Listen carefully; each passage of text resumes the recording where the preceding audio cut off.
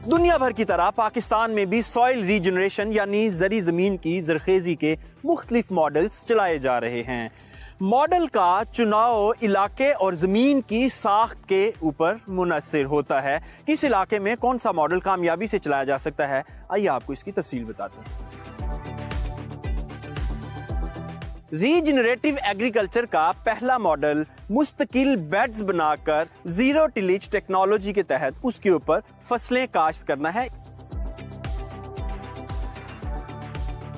इस बेड का size 42 inch है, जो किसान अपने अपने इलाकों के हिसाब से बदल भी सकते हैं। ये जो बेड हम देख रहे हैं ये 42 इंच का है और इसके साथ 12 इंच एक खाली बनाई गई है पानी के लिए। उसके साथ दोबारा 42 इंच का बेड है और उसके साथ दोबारा पानी के लिए वाटर चैनल दिया गया है। इसी तरह आप दूर तक देखें तो आपको इसी तरह के बेड्स ही नजर आएंगे और ये बेड परमानेंट बेड है। इसके ऊपर दोबारा हल नहीं चलेगा, मशीन के जरिए इसके ऊपर बुआई होगी और इस तरह ये आहिस्ता आहिस्ता जो लेफ्ट ओवर है फसलों का वो इस ज़मीन का हिस्सा बनता जाएगा, जिससे इसका ऑर्गेनिक मैटर बढ़ता जाएगा।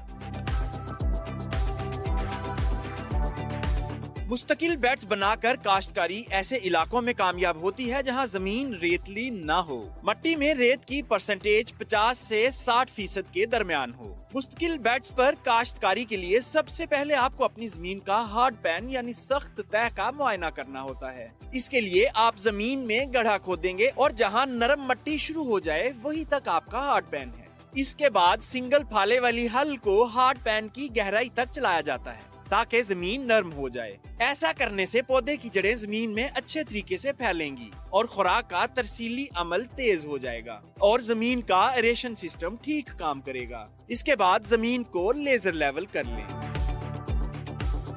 लेजर लेवल के बाद मखसूस मशीन जिसे बेड शेपर कहते हैं उससे 42 इंच के बेड्स तैयार करें। बेड शेपर मशीन ना होने की सूरत में खेलियां बनाने वाली हल के दरमियान सुहागा लगाकर भी ये काम किया जा सकता है।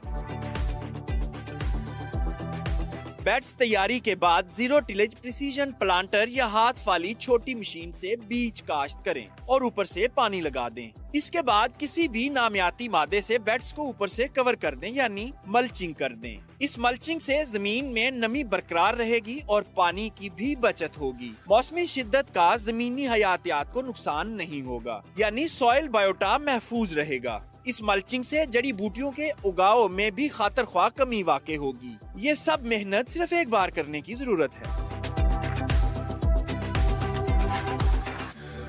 फसल की कटाई के वक्त अनाज बर्दाश्त कर लिया जाएगा, जबकि बाकियात को कुतरा मशीन के जरिए इसी बेड पर कुतर कर डाल दिया जाएगा और बगैर हल चलाए जीरो टिलेज मशीन से दोबारा बीज बो दिया जाएगा और ये सिलसिला इसी तरह साल हर साल चलता रहेगा और यूं 2 से 3 साल तक जमीन की जरखेजी बहाल हो जाएगी।